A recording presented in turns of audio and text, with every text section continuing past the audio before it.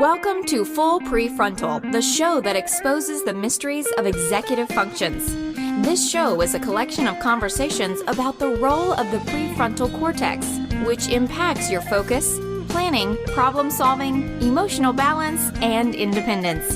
These conversations will introduce mental tools that will empower you to shift your mindset for a successful life. And now, here's your host, Sucheta Kamath.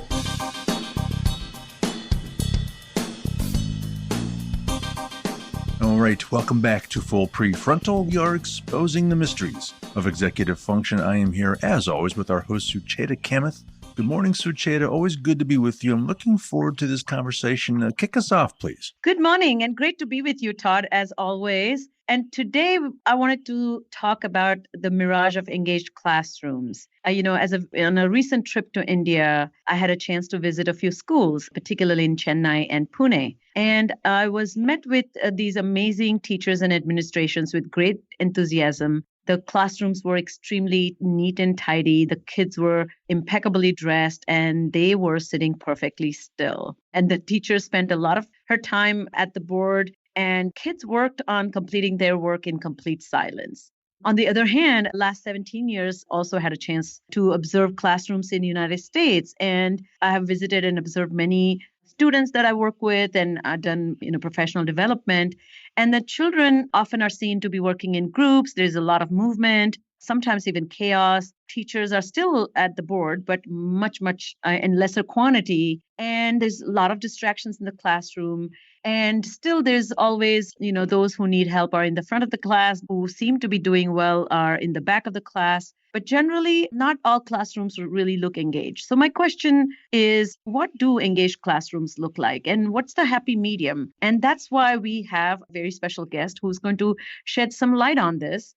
She specializes in interventions and strategies that are firmly supported by current neuroscience research. And she believes that by understanding brain's most effective processing, one can successfully apply these strategies in the classroom so that kids learn to work smarter, not harder. And so it's my great delight to invite and welcome Dr. Judy Willis. She has combined her 15 years as a board-certified practicing neurologist with 10 subsequent years as a classroom teacher to become a leading authority in the neuroscience of learning.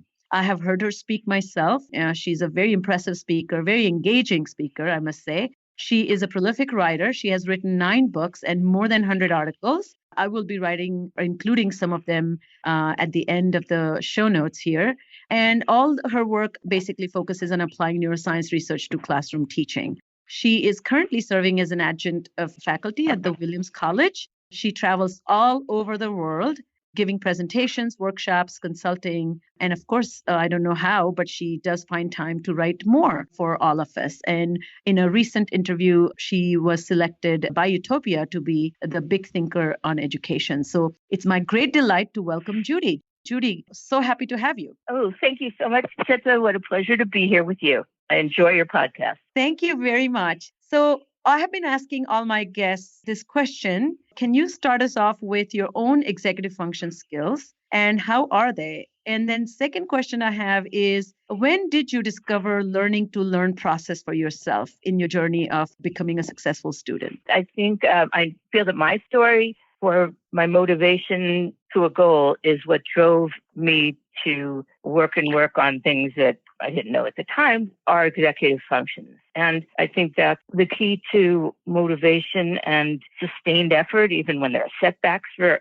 anybody. But when I was quite young, I was very compelled to become a doctor, physician, as early as second grade, when quite some time ago. So I remember coming home and telling my mom, I decided I want to be a teacher when I grow up. And she said, "Oh, that's great. What have you considered being a doctor?" And I said, "Mom, girls aren't doctors, they're nurses." And indeed, that was the thought. And she said, no, really, girls can be doctors too. And as I processed that, within a couple of years after second grade, I knew I wanted to be a physician. And I worked hard at academics. I liked the feedback of making progress, whether it was reading or math. And so I studied more and I put more effort into it. I had the long-term goal in mind, which is pretty nice for executive functions to be motivated by. And with the goal in mind, I wanted to know what would help me get there. So I just kept progressing, getting feedback, and getting that dopamine reward for achieving challenges.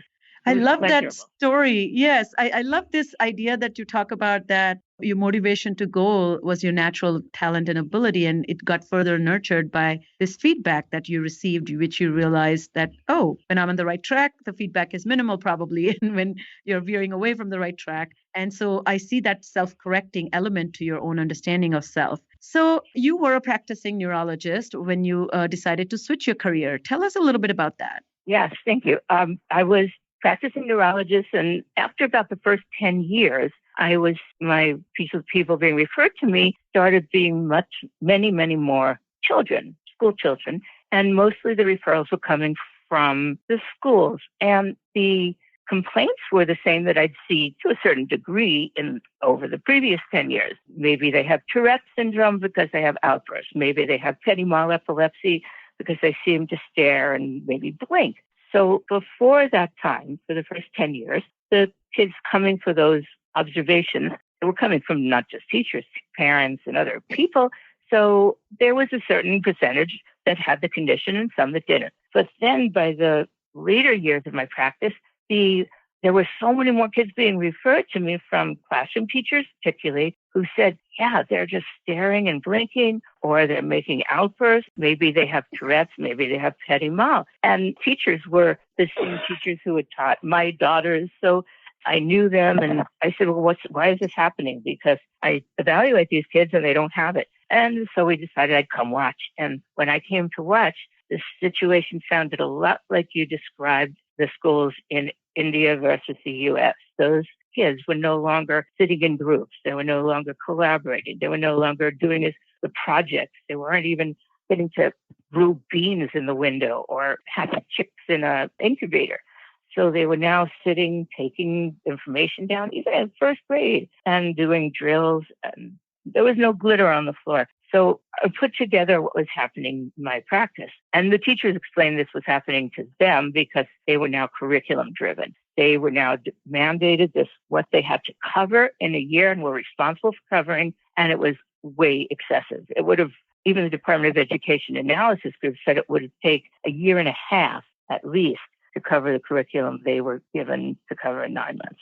So it was coming together. These kids were so stressed out that their normal brain response was taking over, which, like animals in the wild, fight, flight, freeze. They were so oppressed by the stress of boredom or frustration that they were doing their fight, flight, freeze, acting out or zoning out. So for the most case, the hyperactivity or the outburst or the disruptive kid and the kids who were zoning out and blinking were doing it because their brain was under the stress state of boredom or frustration. And that's why I felt if I went into neuroscience, took my neurology into the classroom, I know a lot about memory, so I could get the kids to memorize whatever they had to in less time, I thought. And I thought that I could use what I know about stress and emotion, but I wasn't exactly sure how it would come in a classroom. So instead of just saying, okay, I'm a neuroscientist, neurologist, I can tell teachers what to do, I said, no, that's totally not my approach. So I went back to school, got my teaching credential and master's of education, and then taught for 10 years, 5 years primary, 5 years secondary. And that's when I tried to apply the things that I thought were neurological to teaching. And things that worked, I'd write about in articles and gradually into books and presentations. Yes, and I think that was such a gift because I think you brought clinical work certainly informs the way we do diagnostics. And when educators are working with children, of course, they do not feel comfortable or neither do they have any training. But somehow how they have this group in front of them, and certainly not homogenous, and you have to kind of teach that group to sort of be on the trajectory of following the same goal. And that goal may be invisible, or maybe the teachers are not making it visible enough. So before we jump into the actual process of helping students achieve more, can you give a little bit of a bird's eye view on this understanding that we have about executive function? our own understanding in the field has changed radically. What we considered children being self-disciplined was something we expected. Rather, now we understand that it's a skill that matures over time. How do you see that developmental trajectory influencing the way we understand the brain as well as understand executive function? You described it very well, and I know it's one of your specialties that you've had an impact on as well. So thank you for that. Well, thank you. I feel that executive functions are terrific and important, and they do develop along their own trajectory. And these neural networks in the prefrontal cortex undergo their greatest growth spurt, their greatest responsiveness to activation during the school years. So here they are. They're going to grow and develop. And even as recently as past month, some of the neuroscience research has hit the mainstream with reports in the regular media that the prefrontal cortex executive functions are continuing to mature. They haven't yet reached their developmental peak through the 30s or well into the 30s.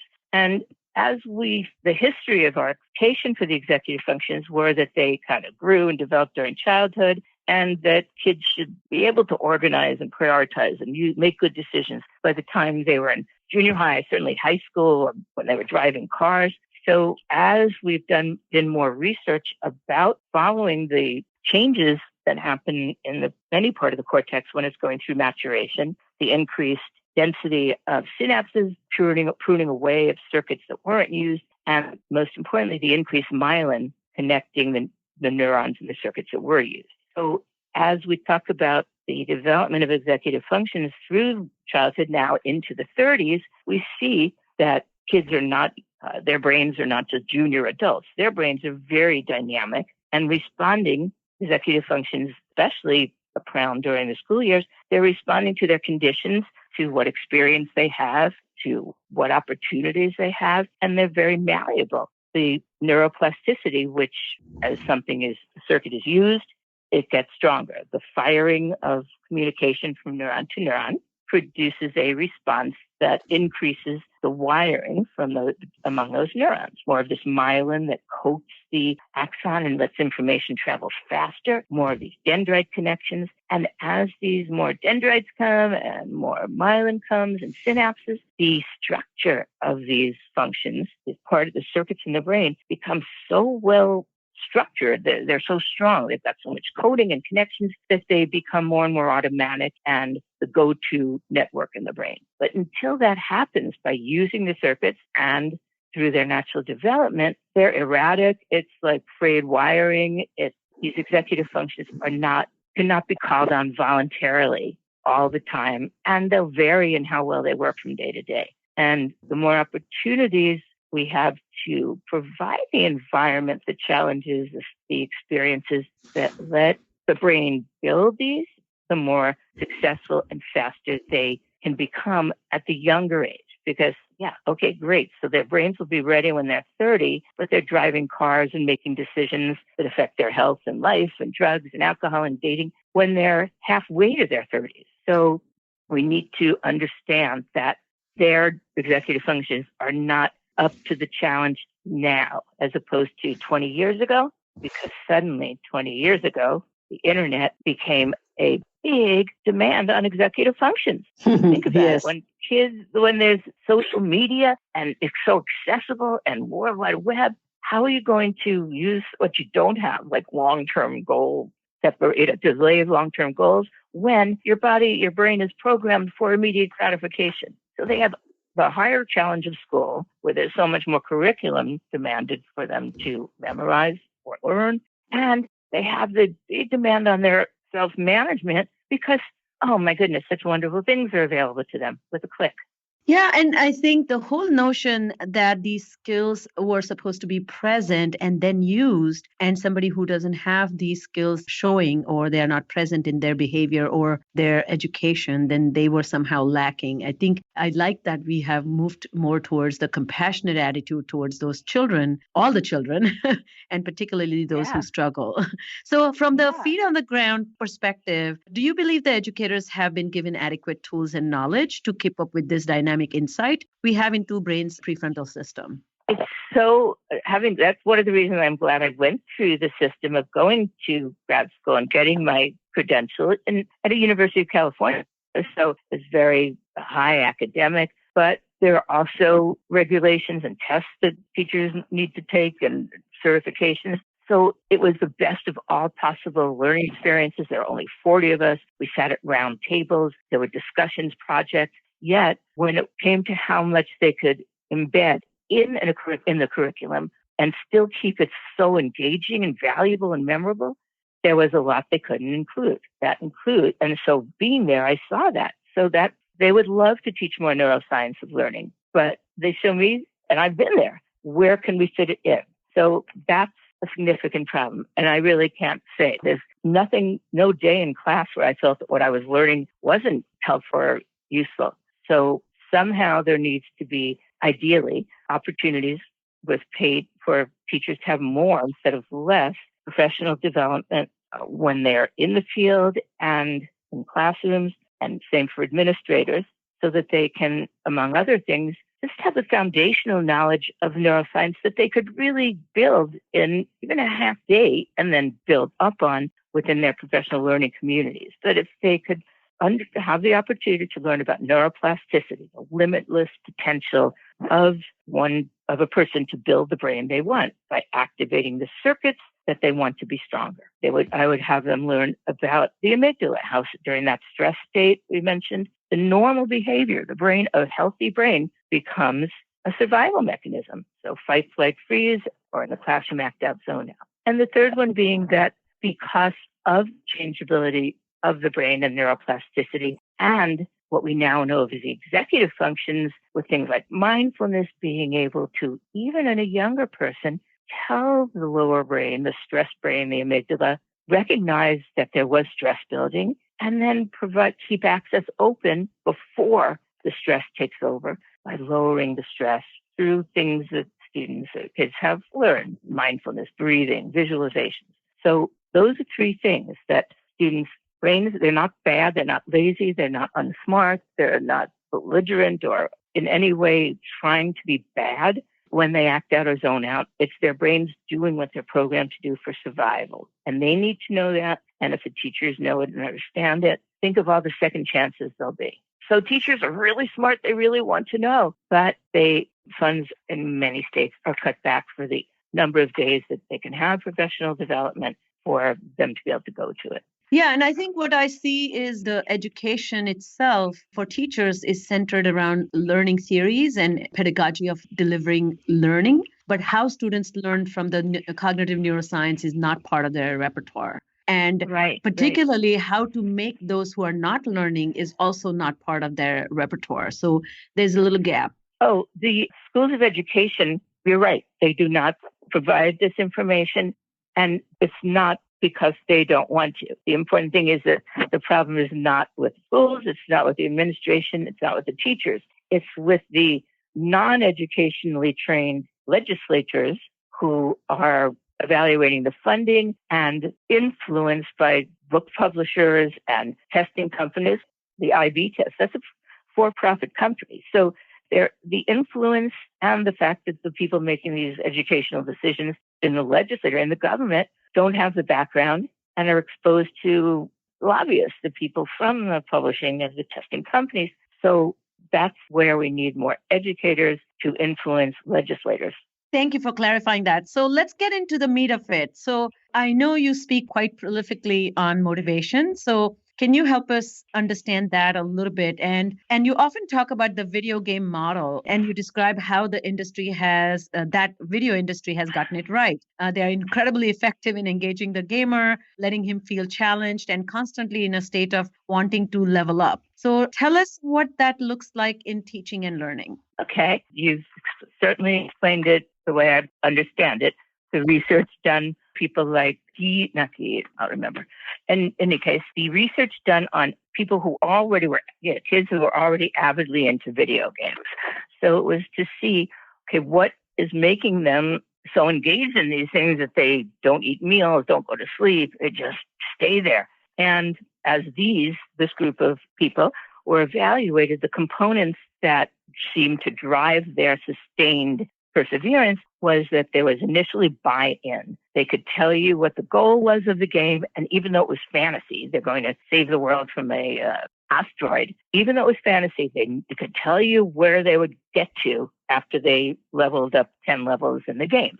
So there was goal buy-in. And, the fact that it could be fantasy is important to teachers or parents, because the kid, as long as they feel that there's some goal that's of interest to them, not you need to know this algebra so you can take calculus. That's very unappealing to a brain that's programmed for survival and for pleasure. The pleasure of this dopamine pleasure comes in the rest of the video game model, and you'll see how it works out in all of us. You'll see how your intrinsic motivation came from this video game model, which is the model of the dopamine circuit you have. So the first with the video game is they had buy-in. They could tell you what would happen if they achieved 10 levels of the game. Second part was they got to make predictions, second and third part, and work at their own level of achievable challenge, their own level of mastery. I mentioned earlier that it is stressful to kids in the classroom when one size fits all, when it's too easy and it's boring,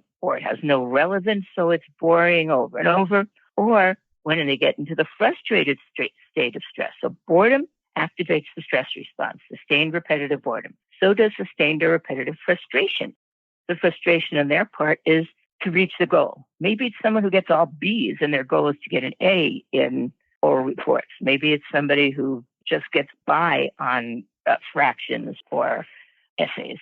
So whatever the goal is that they are at school, sometimes there's no buy-in to it, but even in their video games, if the challenge to get to the goal was achievable and not boring, then the brain buys in, because the dopamine reward system works that certain experiences in all mammals will cause a release of this dopamine into the cover to circulate in the brain. And when it's released in this increased flash, one experiences deep satisfaction and pleasure, decreased stress, increased memory, increased motivation, and increased perseverance and effort. So here's a video gamer. The big pushes of dopamine release, there are smaller ones or good ones like listening to music or being read to, but two really big ones, making predictions, finding out how your prediction was, or achieving challenges. They're both very similar in a way. But so you can think of even your own experience when you've achieved the challenge you've set for yourself to go to the gym or to get to a certain distance in jogging, or to get so far in a language that you're learning, or to change your behavior pattern. When you set yourself a goal and you see progress, that keeps you on it, even a little progress. Sometimes if you don't see the progress, you may decrease the effort. But when you get back to seeing it again, that releases the dopamine. When the brain is aware that there's been some progress made toward the goal, that release of dopamine comes with it, coming that increased drive and motivation to persevere. So here's the video game model. Can I interrupt you with two questions? Sure. As you describe this, comes to mind is I think not a lot of people are describing, there's always this discussion about the amygdala and the stress response, the limbic system, the lower brain, and where we talk about stress response to something that challenges you. But I like that you're also framing it that boredom can lead to stress response. So it's a really critical thing to the listeners, because a lot of kids with ADHD, the parents as well as parents as well as educators will describe this bored child who is untamed or is not roped into education. Good. Yeah. And the second thought, if you can maybe elaborate along the way, is you're not talking about entertaining children, you're talking about engaging them. And I think that's why sometimes I hear pushback when I present, rather the parents feel that the research is telling them to become these entertainers, or, I need to now become something I am not. And I always try to remind them that you're not entertaining kids, you're engaging them, right? Right. And it is a responsibility, but it's far minimizing it to call it entertaining, engaging. So if you want motivation, which I agree, the motivation is the word we use, the experience the brain is doing, because it really isn't set up for long-term goals. I happen to really latch on to mine as a kid, but the brain is motivated by expectation of pleasure, which comes frequently with this dopamine, of achievement and progress and feedback progress is being made. So especially for kids who've never experienced that in a formal way, maybe they probably made progressive achievements when they were learning to ride a bicycle or keyboard or learn an instrument, but not with the feedback. See how you were last week? Well, listen to the recording of how you played it last month. What a difference, because their brains are so in the moment that they may not register that they have made progress with their effort. And even riding a bike, they interpret it because they don't know the neuroscience, right? They say, oh yeah, for a lot of days I didn't get it and then I did. So when parents and teachers especially see someone who is frustrated and acting out or zoning out because they don't feel they could achieve it, they've given up, that's the kid that needs to have an experience or several experiences of feedback of progress making en route to a goal. And it doesn't have to start as entertainment or education or edutainment. It's the experience with progress and feedback. It could be a parent who likes basketball, taking the child or shooting basketball hoops and helping the child make a graph of how many they got in the last 5 minutes of their practice with their parent, how many they got in that day, and they see on a graph. Yeah, it goes up and down, but whoa, yeah, over this month, I've gotten so much better. And then discussing, well, why did you get better? Now there's a graph. It says effort, time spent, and progress.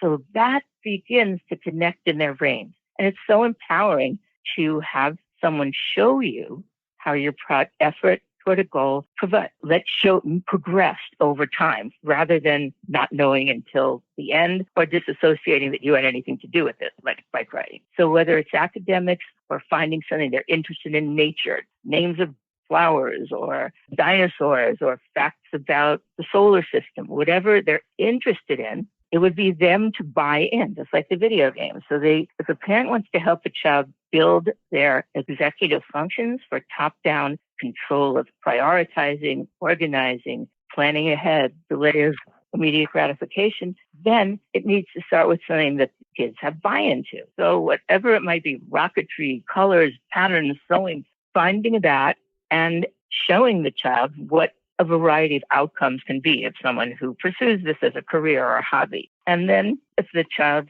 I'd like to be able to do that, make that model plane or make that robot or make that pattern. Then it takes somebody who's going to be there, helping them with the skills, but helping them see their daily progress to the goal. They're going to get the dopamine and feel, I can do it and I want to keep going. Yes, I can see every child that had you as a teacher has benefited from that enthusiasm and deep understanding with a nurturing attitude. Let's talk about the attention in the classroom. In the digital age, every teacher and parent is struggling to help learners engage their attention and form strong memory for learning. What do you think of this problem, and what solutions do you suggest will work? The brain has to care about paying attention, just like the video game and the buy-in. And what gets in, we have an attention filter, like reticular activating system, and it's programmed for which data to take in to become attended to. And there's millions of bits of data every second available, sending reports to this low brain. But continuously, the brain is getting messages from all the little nerves at the tip of your finger, hundreds of them in a square centimeter. So all these nerves from your special senses, from your body, are reporting their data continuously. So there's this attention filter, that is given a program, and you're born with it like animals in the wild. And ours is very similar. It has not evolutionarily adapted or increased. Pretty much the same as animals in the wild. It gives priority to information, all the data coming in, that's different, unexpected, a change in the pattern, and that's what it's programmed to do. So, yeah, no wonder if somebody's in a classroom and there's a teacher speaking and same sitting arrangement and they're sitting the whole time. So, of course, when there's noise out in the playground or a fly comes in the room, that's a change, and that's where the attention will go. It's not to say I'll have ADD and something sparkling was thrown at them. The brain will go and prioritize new, different, curious. Now, we know it, so use it. To initiate attention with students, don't start with the usual lecture. Do something about the topic that will make them curious about what will follow, curious about why the color changed when a different dye was added, why they heard something seconds later than they saw it. Just a video of something that gets, or a question. Why can't we fly? Whatever the subject is, a question or a curiosity engagement at the beginning, that's the buy-in they need. You want them to have such great curiosity that gets kind of squashed out of them because often in school, sorry, I know you're interested in that, but that's not where we're going now. Well, get them interested in something, and then they'll want to know what they have to learn, whether it's homework and helping students with that, but parents doing that, or teachers. If a parent or teacher wants to build their effort, then get their attention by building their curiosity so that the attention filter will say, I want to know that information, and let it in. Then, of course, there's the top-down executive functions that they can gradually build to control what gets in. Because as adults, we don't need bells and whistles or curious questions. We have the executive functions to make the attention filter, let in things that are desirable for our achievement of the goals we want, not just survival or curiosity. But as kids are building their top-down attention control, where they can say, okay, intake filter, I want that. While they're building it, we need to spur their interest with curiosity and change so that they'll be interested in the lesson that comes next. So that's great. So when it's done well, there's definitely the teacher who is totally engaged in or prioritizes her class goal to engage the kids. But from your field work, what do you notice when it's not being done right? What are some of the best ways to give feedback to the teacher that they are delivering information in a boring or ineffective way? Okay, certainly nobody, teacher or you or I, likes to receive blunt criticism. It always works if there is something that's important feedback that's corrective. We want to share that or receive it. We want to just receive that in a way, that sandwich model, first something positive, then the suggested or corrective feedback, and then something positive. So with students, I would use it, with parents, with teachers, with friends. I would say, let's try the teacher, though, where the child is bored.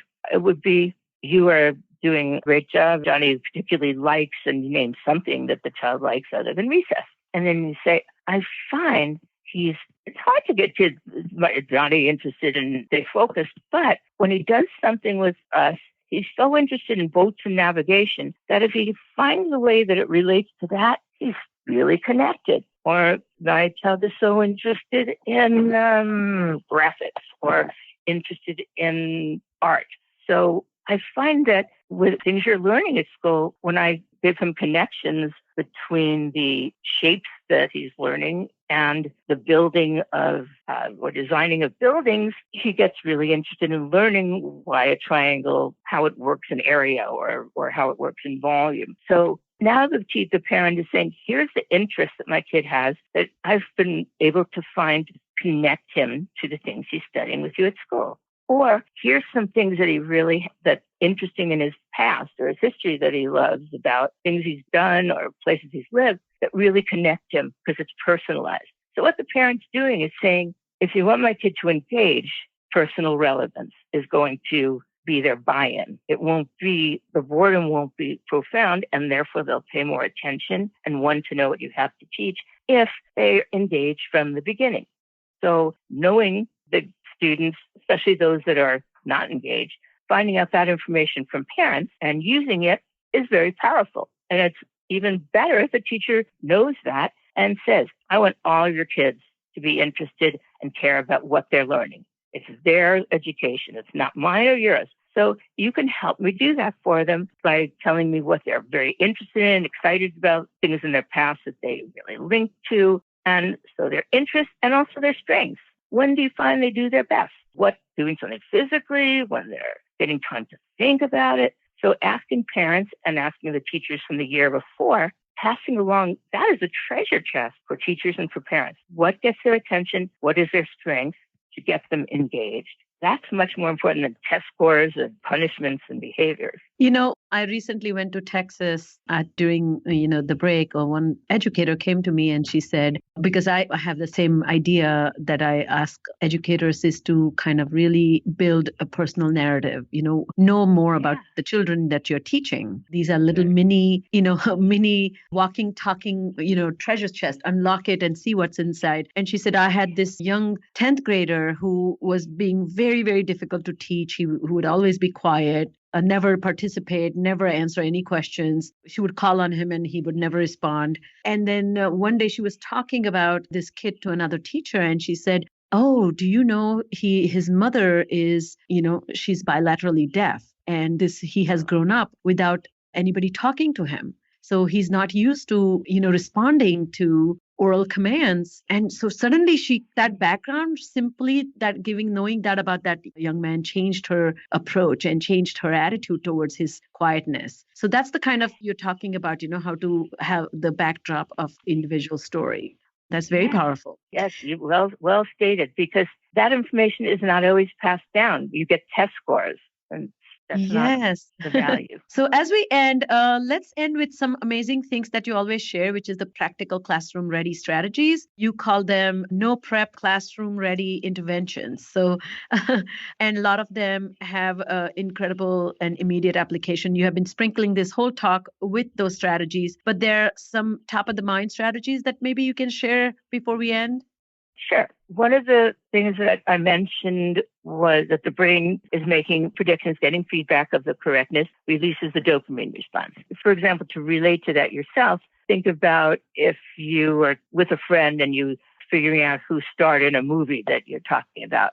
And sometimes it gets, I bet it was her. No, I think it was him. Then finding it out is kind of exciting. And when people watch basketball or football, if they have a little wager, a few dollars on the winner, who's going to be the winner, they're much more attentive during the game. They don't even leave their seats as much during breaks. That's because once the brain buys in by making a prediction, the dopamine release system, which the brain wants, is sitting at the ready. All right. Come on. I want to know if I can get it, if I got it right, then I'll get my dopamine reward. On that system for making a difference in the classroom can happen if every student has an individual response device. It could be a piece of paper. It could be like a little dry erase tablet with a dry pen. But anytime a question is asked, especially one to evoke curiosity or interest in the lesson, like how come humans can't fly, if we resort to the pick a stick and name a student, or whoever raises their hand and name that student answers, then the rest of the class, their brain says, forget it, I'm not going to get a reward. Because if someone answers right away, the brain of the person in the classroom says, okay, I was interested because I wanted my dopamine from making a prediction. But now I'm going to hear it before I even get to figure it out for myself. I'm going to hear this other person say it, and they're always right. And there's only one answer. So truly, the gift to give all students is let all of their brains buy in and care about giving them the time, the wait time to think about a response before anyone else gives one. And by writing it down on, say, a whiteboard, and after 30 seconds, you don't have anyone start holding it up right away. When they're ready, hold it up. Teacher sees it, no one else does. So there's no mistake fear, and they got to make a prediction. So when the lesson unwinds, this is especially good, if you start with the question, why can't people fly? So at the beginning, they write down a prediction, no wings or way too much. As they'll be told, they know that as the lesson goes on, they'll get to make more predictions, revise their predictions, add to it, and the lesson is going to be giving them information about flight, wings, gravity.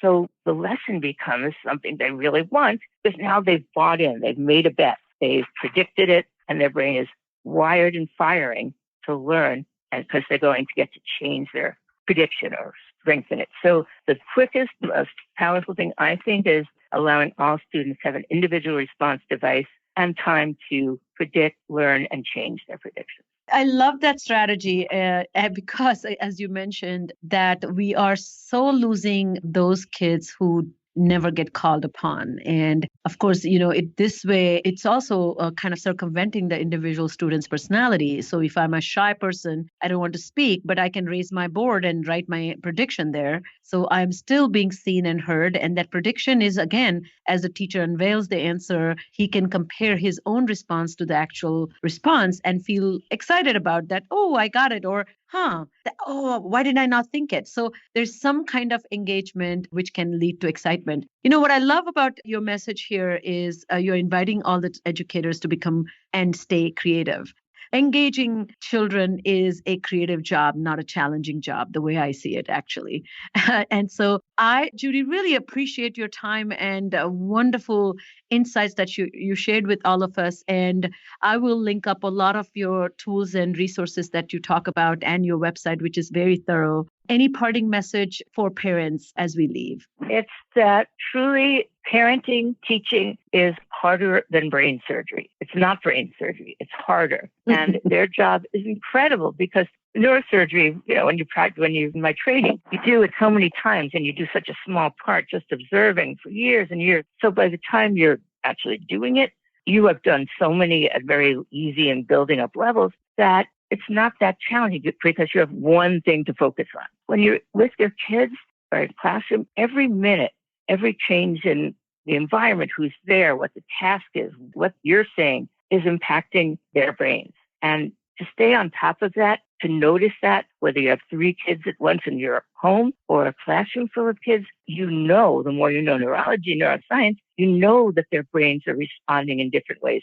Over time, hundreds of our 30 kids have gone through multiple emotional and cognitive states. And just to know that it's so hard to tune in and respond, you cannot do it to all those brains at one time.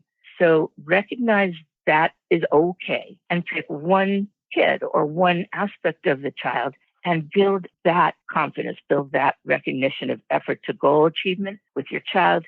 And give yourself time to recognize the impact you had before you even start. Okay, I'm going to do this. What do I hope to get? What do I have to notice in my child? So when your child progresses, not only will they get the feedback, but you as a parent or teacher will say, I did it. Your dopamine will come out as a result of your achieving a challenge. And that will help you get to the next one. Fantastic. Well, that's all the time we have today, but really appreciate you being here and sharing these amazing thoughts. And I bet the listeners will love it. Thank you, Judy. Oh, thank you so much. It's been a pleasure, Sucheta. All right. If you enjoyed today's episode, we'd sure appreciate it if you would kindly forward it to a friend or colleague who just might benefit. So, on behalf of our host, Sucheta Kamath, today's guest, Dr. Judy Willis, and all of us at Cerebral Matters, thanks for listening today, and we look forward to seeing you again right here next week on Full PreFrontal. Thank you for listening to Full PreFrontal, exposing the mysteries of executive functions. To contact our host, Sucheta Kamath, and learn more about her work on improving executive functions, visit her website at cerebralmatters.com. That's cerebralmatters.com. Tune in next week for the next informative episode of Full PreFrontal.